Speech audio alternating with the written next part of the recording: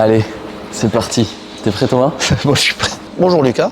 Donc du coup Thomas Dulac, je suis au pôle études de travaux chez Groupama au sein du service immobilier. Donc c'est une structure qui s'occupe d'un bureau d'études intégré qui s'occupe de toute la rénovation de nos sites et de nos agences. Je suis responsable des partenariats économiques régionaux et en même temps de l'innovation à Groupama Doc, qui est une caisse régionale avec 2000 collaborateurs sur 14 départements.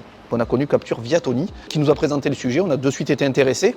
Et donc on a fait un POC, donc un essai à Bessières, sur l'agence de Bessières, sur lesquels les résultats étaient impressionnants. Et donc de là, on est venu l'idée de déployer la Capture VR sur l'ensemble de notre territoire et sur les agences sur lesquelles on n'avait pas de plan. À Groupama Doc, on est persuadé que l'innovation va nous tirer vers le haut. Le fait d'utiliser ta solution et de la mettre par exemple dans les mains de nos experts sinistres et que tu es capable, grâce au nuage de points, de remettre en place et de réidentifier ce qui était avant la structure.